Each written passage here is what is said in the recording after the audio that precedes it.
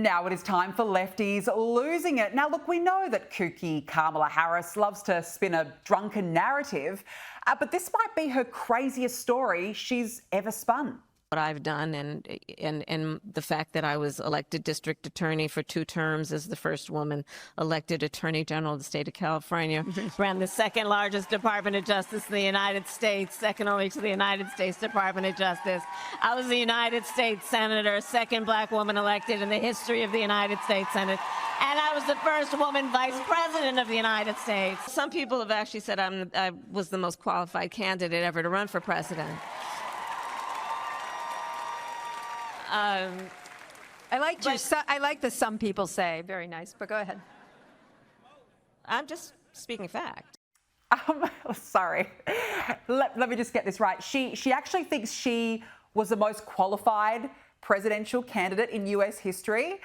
How much wine did she have before someone handed her that microphone? Did Doug tell her, maybe? I don't know.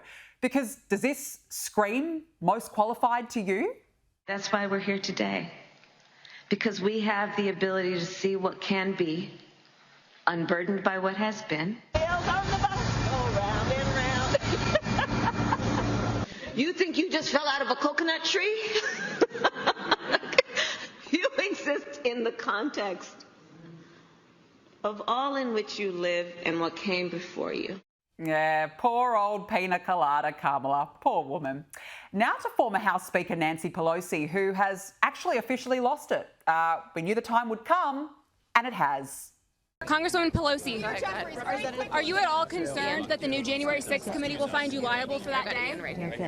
Are you at all concerned about the new January 6th committee finding you liable for that day? Why did you refuse the National Guard on January 6th? Shut up. I did not refuse the National Guard. The president didn't send it. Why are you coming here with Republican talking points as if you're a serious journalist? The American people want to know. We still have questions. Thank you. Oh, dear. And look, if she's got nothing to hide about the National Guard, tell us the truth. She's so angry. Now, look, I have to say I am concerned about the calibre of candidates for California governor. First, of course, it was deranged Democrat Katie Porter snapping at a journalist. And now I present Democrat Betty Yee, who thinks biological men who identify as women should compete in the 2028 Olympics in California in the women's division. Well, you've got the Olympics coming to California, to LA. So are you suggesting that you would allow trans athletes to compete in women's sport in the Olympics if you were governor? Well, I think there's still a lot of discussion that needs to happen. I think there's a lot of information we need to learn about what's really happening with the ability of trans athletes to compete. But my statement is about being able to be sure that they can compete. And right now, but my question is whether you think they should compete in women's sport in the Olympics, because it's coming to LA, so it's relevant. I think transgender female athletes are women athletes. And look, if that wasn't absurd enough, because it's obviously this is based on actual biology, it just went downhill from there. Can you think of a single sport in the Olympics where men would not have an advantage over women, with the exception potentially of archery? You know, I think you can see female athletes where, particularly in track and field, where agility is probably... Hang on, are you suggesting that women... So hang on. You think that women could compete against men in track and field, like in 100 metres, 200 metres, 10,000 metres, do you? Perhaps. You know, I'm not a sports expert. But... Oh, of course they couldn't. Have you seen the times that women and men record in the Olympics for all track and field events? Have you watched Usain Bolt when he smashed the world record for the 100 metres? Yes. So you think women could run against Usain Bolt, for example, at his peak, and that would be fair? I think, look, I'm just going to say this. There's a lot of misinformation about the ability of transgender athletes. That wasn't my question. I mean, you have to laugh. You have to laugh. Can this woman get any more stupid? Seriously. And this is actually a woman who wants to be an elected official? Please. Now to nuclear-grade nutter Kathy Griffin, back having a totally normal one, this time suggesting the 2024 election was rigged so that Trump could win. I don't think he won in a free and fair election. You heard me. I'm coming out and saying it myself. I don't care if that means I look crazy, because Elon Musk, who's this other Nazi guy running around town who owns X, and a lot of people think he's a genius, but he's not. He's like a fake genius. Anyway, he's a professional Nazi, in my humble opinion. And he's good friends with Trump. Look, poor old Kath. Poor old Kathy, really triggered, still triggered all these years later with this TDS that's just loitering over her, poor woman. And look, speaking of, where did The View pull this one from? We should have more Republicans on the show, but they don't want to come on. They're scared of us. But It's like Marjorie Taylor Greene says that she finds the Republican men afraid of powerful women. Well, that may be true of all the political persuasions. But if they would come on this show, they can explain to us what they're trying to do to this country. So The View actually claims Republicans are scared to come on the show? I mean, the reality is, why would they want to come onto a show full of dumb, lunatic, liberal women? Please. And now it's time for some Karens Gone Wild. Your favourite, I know, starting with an apparent anger release meeting in the forest.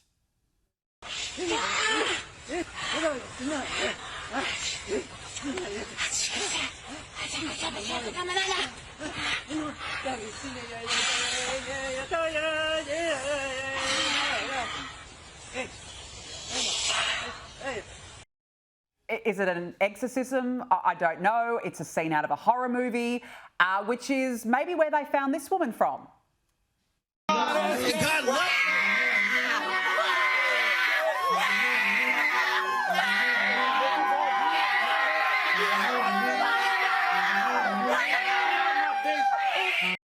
And why do they all look the same?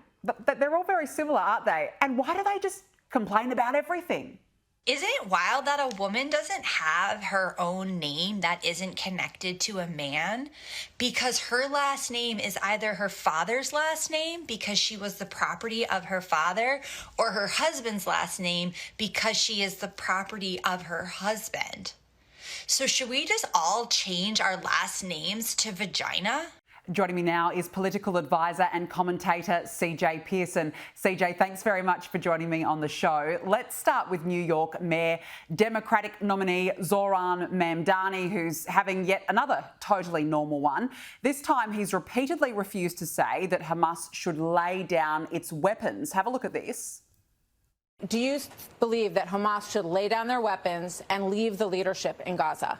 I believe that any future here in New York City is one that we have to make sure that's affordable for all. And as it pertains to Israel and Palestine, that we have to ensure that there is peace. And that is the future that we have to fight for. But you won't say that Hamas should lay down their arms and give up leadership in Gaza. I don't really have opinions about the future of Hamas and Israel beyond the question of justice and safety and the fact that anything has to abide by international law. And that applies to Hamas, that applies to the Israeli military, applies to anyone you could ask me about. CJ, what an utterly bizarre lack of response. I mean, Hamas is a terror group. Why is it so hard for him to say, yes, these jihadis should indeed lay down their weapons? Yeah, why is it so hard for Democrats to condemn terrorists? You know, it's a question that puzzles me every single day. But Zohran Mamdani is yet another example of a Democrat who lacks the courage to meet the moment. You know, here's the deal here. You know, when you look at what's happening, you know, in New York City, in the Middle East, and all of these things, it's convenient for him to, ironically enough, become an America First patriot, right? He says, let's talk about what's happening in New York City. Let's talk about what's happening in America. But where is that energy on any other issue? What we're talking about here is that this is someone who has sympathized openly with Hamas, who sympathized openly with the very terrorists who committed the acts that occurred on October 7th. And so, yeah, I'm not surprised that he lacks the moral conviction to condemn evil for what it is. But what I will say is that I think the people of New York City need to be cognizant when they make the decision on Election Day as to who will be their next mayor. Someone who cannot condemn terrorism in a city that was affected by 9/11, or someone that will lead. And I got to tell you, it's like, I don't like the remaining option. Andrew Cuomo would not be my first choice. And I think Curtis Sowell would be the best, but he has a slim, narrow path to victory. But Zohran Mamdani, he will destroy America's brightest city if he's allowed to take office. Oh, look, I don't doubt that. You're right. I mean, the candidates on the table right now are really, it's slim pickings, but Zoran Mamdani is an absolute shocker, and it would be dangerous, I think, if he was to get in.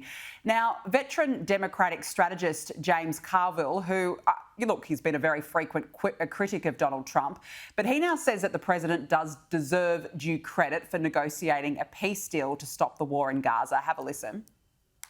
Bringing these hostages back, I don't know, you can say, well, it may not last that long, but you know what? He did it.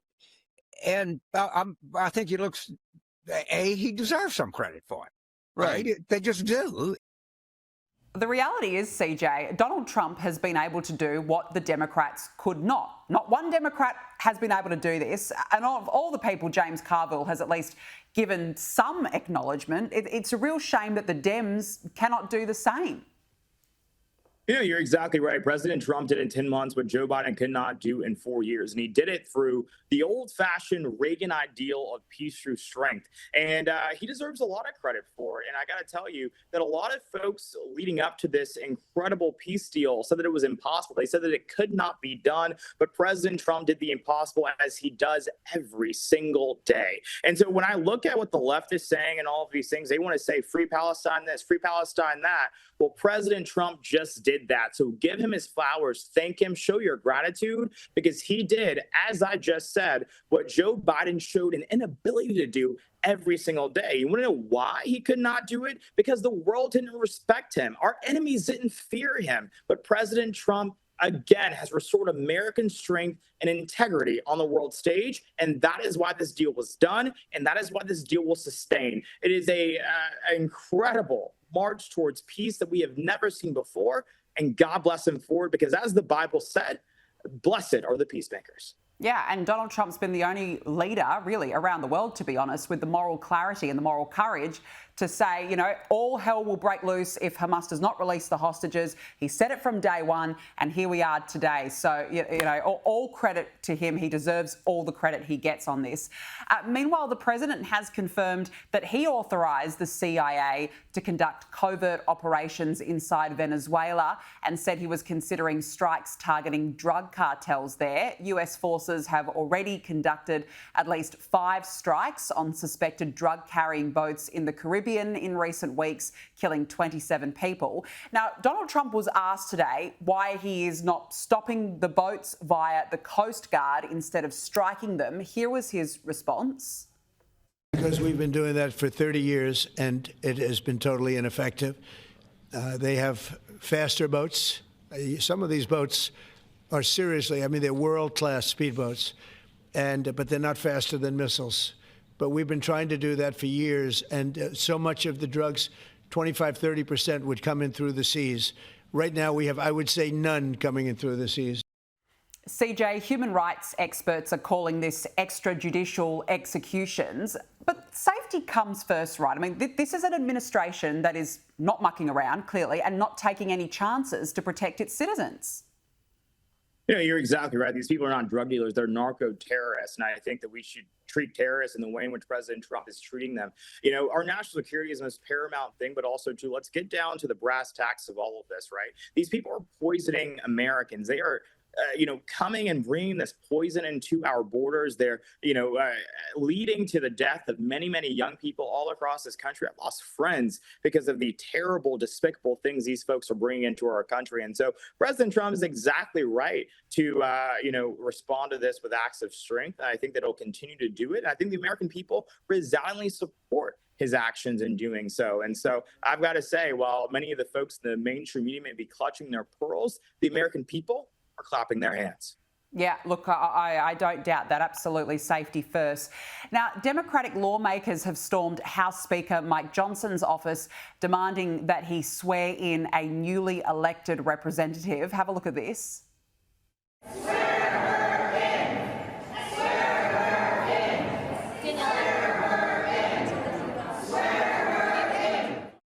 Gee, CJ, they just make such a spectacle of themselves. And I've got to say, the Democrats seem to be really revelling in this government shutdown. I mean, Mike Johnson has already said that he would swear this representative in once Congress reaches an agreement to reopen the government. But the problem is the Dems are insisting on playing these childish games. No, you're exactly right. And I think, I'm old enough to remember when storming the office of the Speaker of the House would have been called an insurrection or January 6th. But I guess when the Democrats do it, no one cares. But let's talk about this shutdown, right? This is a Schumer shutdown. If the Democrats want to reopen the government, they could easily do so. We need a few votes from Senate Democrats to do it. They continue to withhold those votes as a part of this partisan political stunt. Republicans have done their job. The House has done their job. The power now lies within Senate Democrats to do their job. But yet they continue not to do so. They continue to hold, the pay of our brave men and women who serve our military hostage. They continue to hold the pay of our brave men and women who are serving our country and the administration from the Department of Defense, Department of Health and Human Services, critical resources hostage because they want to prove a political and partisan point. And soon what we will see is that, people that are living in poverty, women and children, will lose their benefits because of, again, political partisan politics. It's disgusting. But again, it reminds me of what we used to hear from Maya Angelou, right? She said, when someone shows you who they are, believe them the first time. The Democrats have shown us who they are. Political partisans who don't give a damn about this country and at every opportunity take no hesitation in exhibiting just that fact. Yeah, look, good point. And they're just wasting everyone's time in the process with these ridiculous demands as well that they've been putting out, for the government to reopen it. It's just unbelievable. Now, CJ, I found this one quite interesting. Election officials in Minnesota have confirmed that illegals can now vote in state elections, would you believe, after Tim Walz signed a driver's licences for all law back in 2023, allowing them to obtain government-issued photo IDs for free. Have a look. It's done. A packed room at the St. Paul Armory erupted after the governor's signature made driver's license for all the law of the land. So we give driver's licenses to anyone here. You don't have to be a citizen. You don't have to, which is a photo ID. So if someone comes in, they register, they have the driver's license, but they have an incorrect social or no social or whatever. So then they become incomplete. But if they walk in to vote with their driver's license, does that make them all of a sudden now okay? Mr. Linnell. Madam Chair, so the designation on the roster for someone whose registration had been incomplete, if they present the election judge with that acceptable identification document, that would clear the challenge from the roster and they would be permitted to cast a ballot. Yeah, I can't help but wonder, CJ, if this was some sort of ploy for a vote grab by the Democrats. But how is something like this allowed? It shouldn't be allowed, and it's exactly that. It's a vote grab. As many, minorities, Black Americans flee the Democrat Party in record numbers, they're having to find new votes, and they're fighting that within the populations of illegal aliens. And so they're eager to make sure that they're able to vote. But, as I said in the previous block here, I'm old enough to remember when Democrats, storming the office of a speaker would be called an insurrection. I'm also old enough to remember when Americans voted in American elections. But apparently Democrats want to move away from that because they feel as if their grip on power is slowly but surely giving away. And it's rightfully so, because the American people know the Democrats don't care about American citizens. They care about illegal aliens first. Black Americans know it. White Americans know it. We all know it. These people have shown time and again, they don't give a damn about the people that actually pay taxes here, that live here, that came here the right way. They only are consumed with continuing their grip on power via the illegal aliens that they've imported into this country. Yeah, it's such a shame. Illegal aliens first, actual Americans second. Unbelievable. But yeah, no, we're not surprised when it comes to the Democrats. Now, the US Defense Secretary Pete Hegseth has warned Moscow that the US and its allies will impose costs on Russia for its continued aggression if the war in Ukraine does not come to an end. He said, quote, "If we must take this step, the US War Department stands ready to do our part in ways that only the United States can do." CJ, of course, there was that summit recently with Donald Trump and Vladimir Putin on working towards ending this war, but it does seem to be now at a stalemate. How likely is it that the US will indeed step up and make good on these threats if Moscow does not come to the table?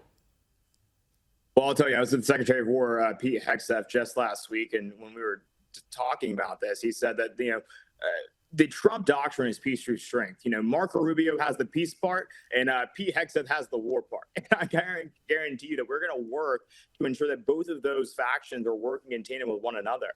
With a president that actually leads from the front and not from behind, I think Russia knows who they're dealing with. I think Vladimir Putin knows who he's dealing with, and also Zelensky knows who he's dealing with. And so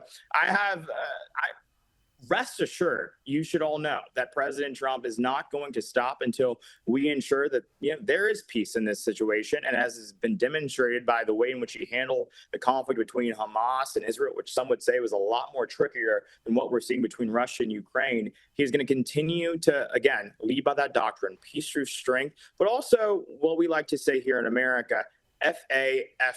And I got to tell you, I don't think Russia wants to find out. I don't think Ukraine wants to find out either. And so I think all these folks are going to come to the table, and there's going to be peace very soon in that region.